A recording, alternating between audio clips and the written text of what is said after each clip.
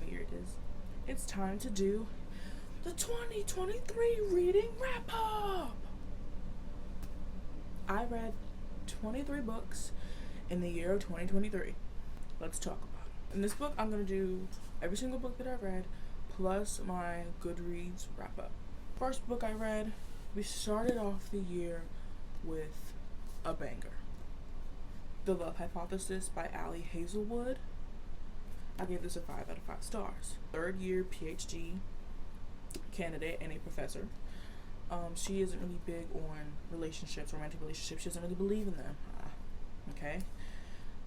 But her best friend does. And I guess she's been lying to her best friend saying that she has a boyfriend. And so she goes up and she kisses this guy randomly. And he agrees to like fake date her. I don't know how. He doesn't really mess with it. He doesn't really like anyone. But yeah, I love the fake dating trope. I love this book. Ali Hazelwood, you ate this, girl. We have another banger. We had 2 bangers back to back bangers. Ignite Me by Chahari Mafi. This is the 3rd book in the Inheritance Game series. What? This is the I'm currently reading The Final Gambit. This is the 3rd book in the Shatter Me series. I read the 3rd book in the Shatter Me series. I give this a 5 stars. This was the best book out of the whole series, the 3rd one. I read this book from January 16th to January 17th. I read this book in one day. That's how good it was. This is literally like almost 400 pages. And I read it in one day.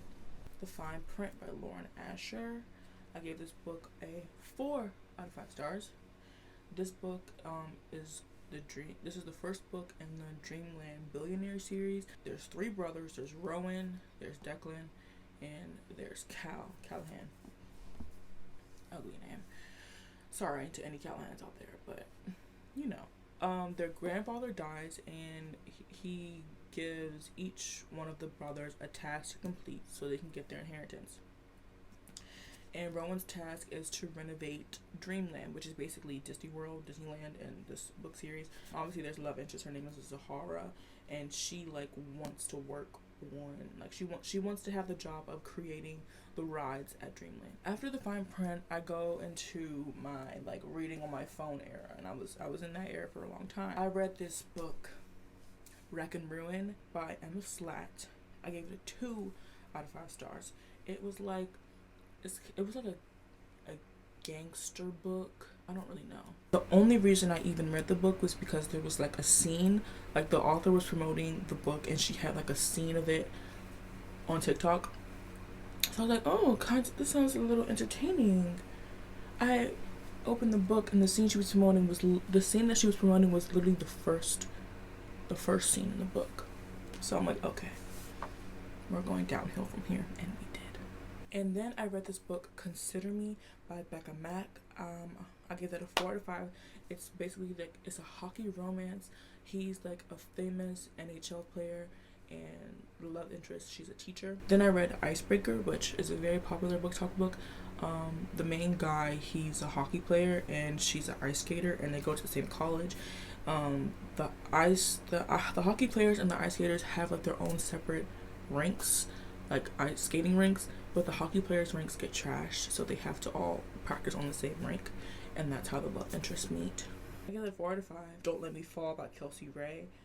I gave it a 3 out of 5. This is a hockey romance too. Not very memorable. Actually, I am remembering. This book has the biggest cheating trope I've ever seen, ever. And I read The Cheat Sheet by Sarah Adams. I gave this a 4 out of 5. This is another sports romance. I read this from June 4th to June 5th, one day. Jesus Christ. He's a famous football player, and she is a dancer. And this book had a lot of miscommunication. I believe that's what this is called, like miscommunication, of where they both are literally in love with each other, but they both think that the other one is not in love with them, so they just continue to be best friends and not say how they're feeling. But then something happens where she has to fake date him for the public, when really they should be dating. They should really be dating. We Were Liars by E. Lockhart. This is like a kind of like summer type of book. They own this private island in Massachusetts they go to every summer. A really tragic accident happens and on the island, and that's basically like the plot twist. That had me like, oh, the second book in the Summer Embrace series is Not Summer Without You by Jenny Han. The Sunrise and Pretty, they live on this beach. They don't live on this beach. They go to this beach every summer.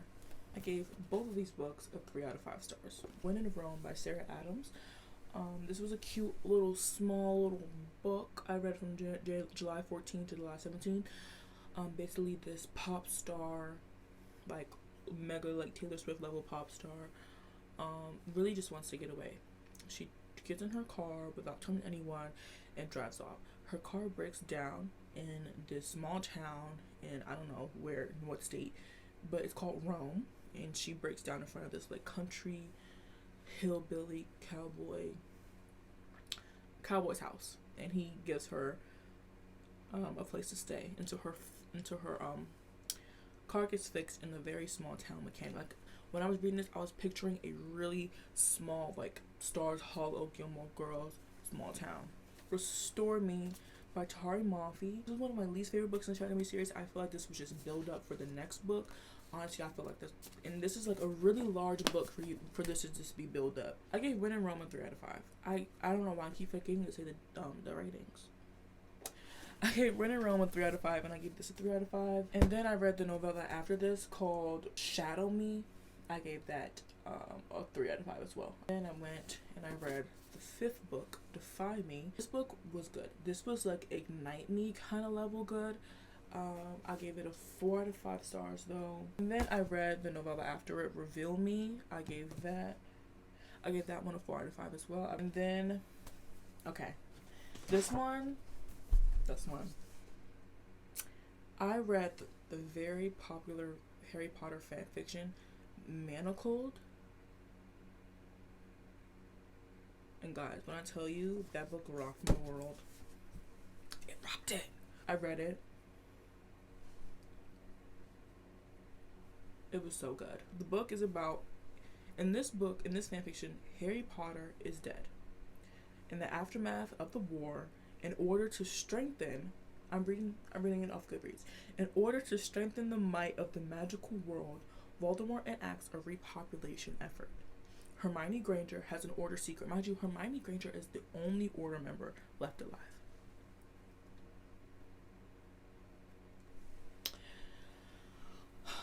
Lost but hidden in her mind, so she is sent as an enslaved surrogate to the High Reeve to be bred and monitored until her mind could be cracked. Spoiler alert, the High Reeve is Draco Malfoy. This book was so good. It was the longest book I've ever read in my entire life. 1,300 pages. I read it in 6 days. Like, I didn't go a day without reading the book. The end, this book had me crying for 2 days. The last line of the book, I don't think the last line is a spoiler. She was a non-active member of the order and did not fight. She was what?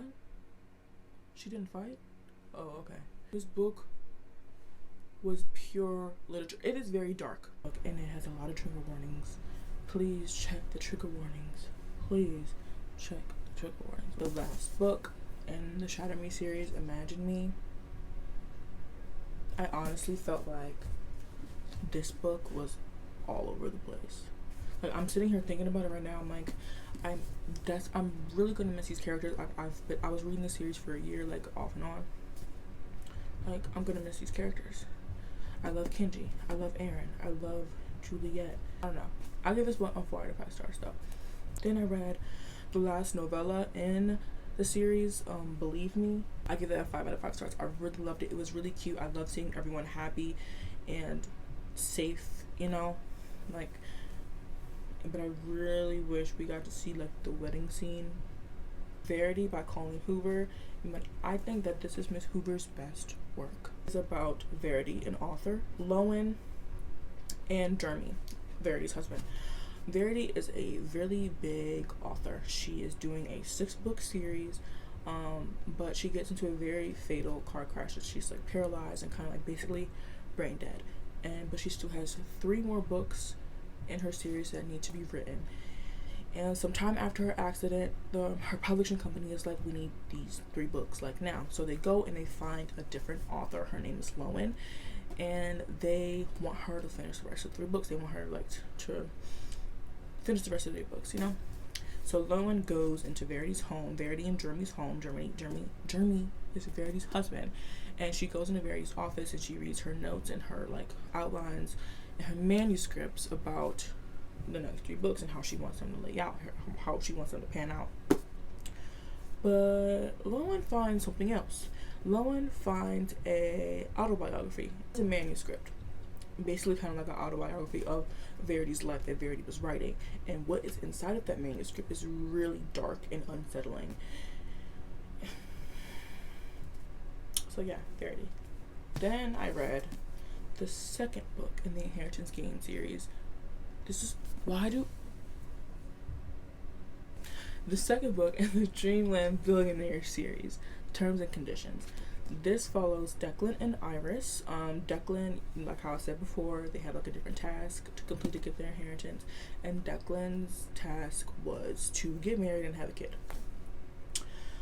Iris is Declan's assistant, and she's trying her best to find a woman that is fit for Declan for him to get married, because Declan doesn't really care about the love aspect of it. He just wants to get his money, basically.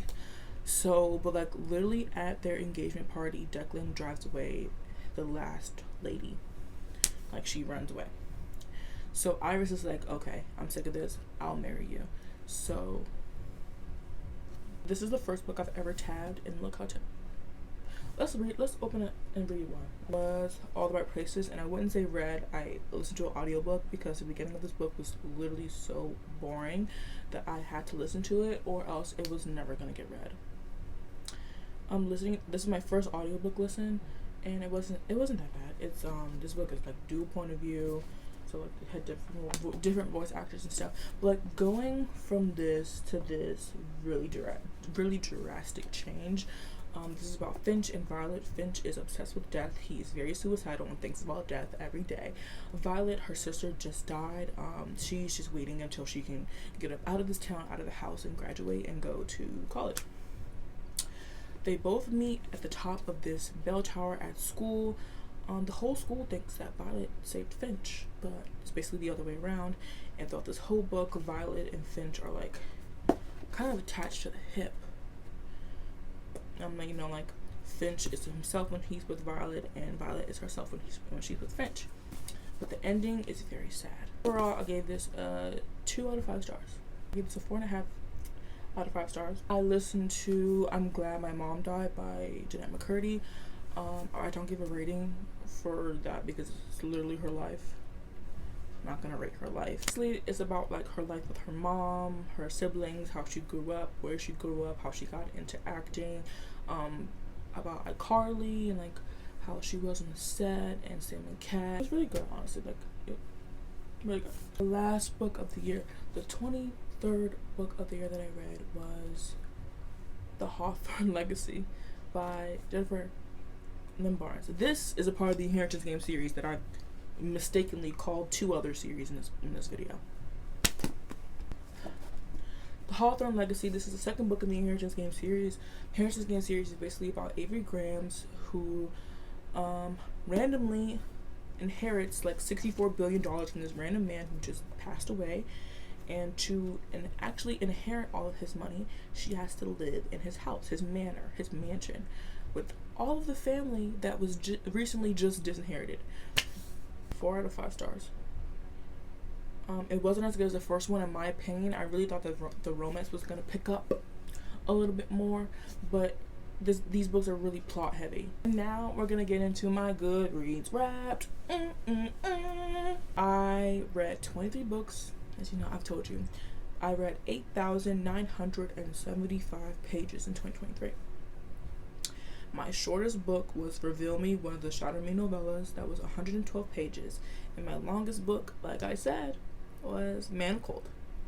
1,346 pages that I read in 6 days.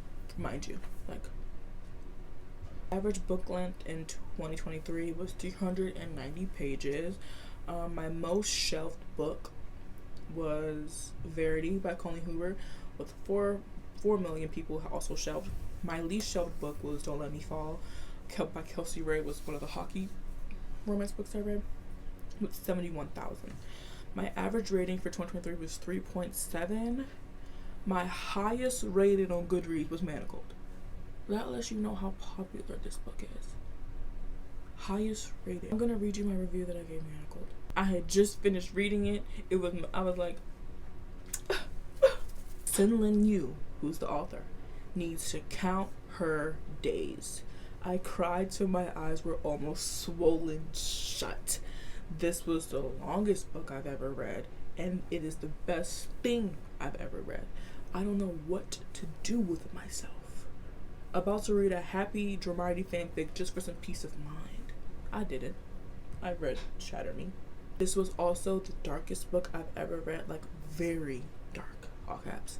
It's so sad and depressing, and it feels like it's never ending. 1,000 stars. 10,000, 100,000 stars. So on TikTok they were doing, I need to find it, this thing called My Year in Books. So I did it. I went on the website and I did it, gave them all my information, and I'm gonna show you. Obviously 23 books, 15,000 minutes spent reading. I'm gonna put it on the screen right here. 23 books, 15,000 minutes, 15,253 15,258 minutes spent reading this year. My top genres: romance, contemporary, and young adult. My top author, obviously, Tahari Mafia. I read like 10 books from her this year. My reading vibes are hopelessly romantic, and I am. That is me. So my 5 stars, terms and conditions, Believe Me, and Manacled. They would be right. It would be right. And that is it for this video. I think it's kind of cute that I read 23 books in the year of 2023, you know? Yeah. Thank you for watching this video. I love you. Thank you for making it to the end. I love you. Subscribe. I love you. Like. I love you. Comment. I love you. And see you in the next video. I love you.